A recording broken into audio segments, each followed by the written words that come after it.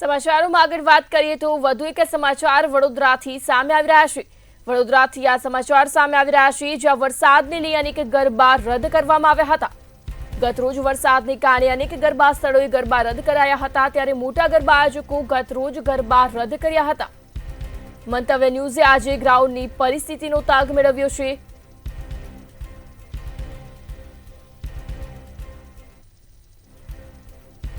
વરસાદના એંધાણ વચ્ચે હવે મંતવ્ય ન્યૂઝ દ્વારા રિયાલિટી ચેક કરવામાં આવ્યું, ત્યારે આજે પણ આયોજકોની ચિંતામાં નજીમો વધારો જોવા મળ્યો। વડોદરાથી આ સમાચાર જોવા કેડાઈ વડોદરા નવરાત્રી ફેસ્ટિવલના આયોજકો દ્વારા સમગ્ર તૈયારી કરવામાં આવી। ગ્રાઉન્ડ ખેલૈયાઓ માટે રેડી કરવાની કવાયત શરૂ કરવામાં આવી। ગતરોજ ગ્રાઉન્ડ પર પ્લાસ્ટિકનું કાર્પેટિંગ પણ કરાયું હતું।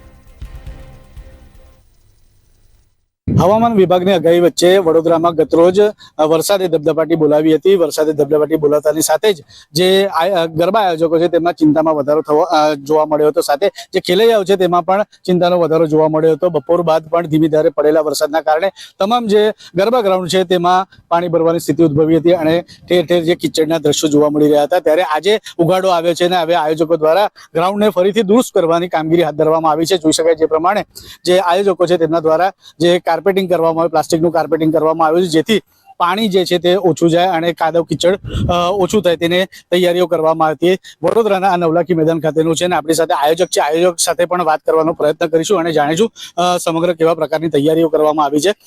મયંકભાઈ, કેવા પ્રકારની તૈયારીઓ કરવામાં આવી છે? કારણ કે ગતરોજ જે પ્રમાણે વહેલી સવારે વરસાદે ધબધબાટી બોલાવી, ત્યારબાદ ધીમી ધારે વરસાદ શરૂ થયો, ગ્રાઉન્ડની હાલત હવે અત્યારે દુરુસ્ત કરવા જેવી છે, શું કહેશો? જે રીતે ગઈકાલની પરિસ્થિતિ હતી, કોઈ પણ સંજોગોની અંદર વરસાદ લગભગ 9-9:30 વાગ્યા સુધીમાં પણ ધીમી ગતિએ વરસાદ ચાલુ રહેલો। એવા સંજોગોમાં ખેલૈયાઓની સુરક્ષાને ધ્યાનમાં રાખી અને વરસાદની આગાહીને ધ્યાનમાં રાખીને ગરબા મોકૂફ કરવા માટેનો નિર્ણય લીધેલો હતો। ત્યારે આજે આપ જોઈ શકો છો કે આજે થોડો પવન પણ છે અને સૂર્યનારાયણ ભગવાને પણ કૃપા કરી છે। સાથે સાથે ફોરકાસ્ટ પણ કહી રહ્યું છે કે આજે વરસાદની આગાહી નથી અને આ પરિસ્થિતિમાં જે કવર જે અમે પ્લાસ્ટિકના તાડપત્રીના કવર ઢાંક્યા હતા એ અત્યારે ઉઠાવવાની કામગીરી ચાલુ થઈ ગઈ છે। એ કવર નીકળશે એટલે ગ્રાઉન્ડ તૈયાર કરવામાં આવશે। લગભગ 3 થી 4 વાગ્યા સુધીમાં સંપૂર્ણ સજ્જ પ્રમાણે ગ્રાઉન્ડ તૈયાર હશે। ખેલૈયાઓ આજે ગરબાની રમઝટ માણી શકશે? વરસાદ નહીં પડે તો 1,00,000% કરી શકશે, એમાં કોઈ મનમેખ નથી।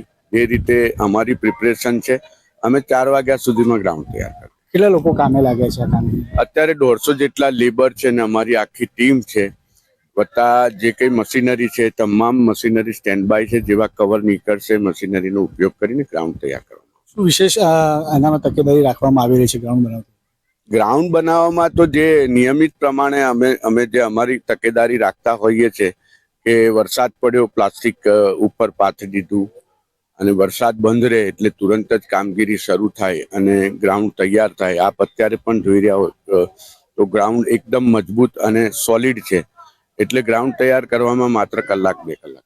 ખેલૈયાઓ માટે એક વિશેષ વાત કરવા જોઈએ, માનો આરાધનાનું પર્વ છે, શક્તિનું પર્વ છે, ઉપાસનાનું પર્વ છે, રીલનું કલ્ચર અત્યારે દિવસે વધી રહ્યું છે, કેવા પ્રકારની રીલ હોવી જોઈએ, કયા એ લોકોએ વસ્તુ ધ્યાનમાં રાખવી જોઈએ જ્યારે એ લોકો માનત અહીંયા આવે છે ગરબા રમવા?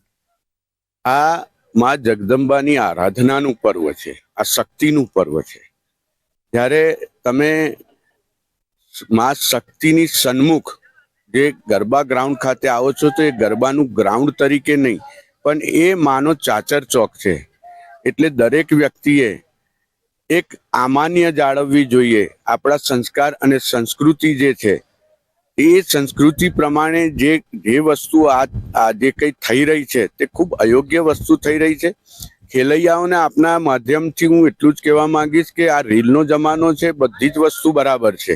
આપ આનંદ ઉત્સાહ સાથે માતાજીની આરાધના કરો ગરબા રમીને, એ વસ્તુ એ માતાજીના ચાચર ચોકમાં તમે કરો પરંપરા મુજબ, એ વસ્તુ આવકાર્ય છે। પરંતુ આ પ્રકારે જે વસ્તુને આપણા હિન્દુ સંસ્કૃતિની કોઈ પણ સંસ્કૃતિ કે સમાજની અંદર જે વસ્તુ ને આપણે અયોગ્ય ગણીએ છીએ તે વસ્તુ ના થવી જોઈએ। આપણે માતાજીના સન્મુખ જ્યારે હોઈએ ત્યારે આરાધના અને શક્તિની ઉપાસના કરવાનું પર્વ હોય ત્યારે કોઈ પણ પ્રકારનું એવું કૃત્ય ન થવું જોઈએ જેનાથી સમાજ અને તમામ આયોજકોને પણ લાંછન લાગે એ પ્રકારનું કોઈ કૃત્ય ના કરવું જોઈએ. સમાજમાં ખરાબ મેસેજ જાય તેવું કૃત્ય ના કરવું જોઈએ અને ખાસ કરીને આરાધનાના પર્વને આરાધનાની દ્રષ્ટિએ લેવું.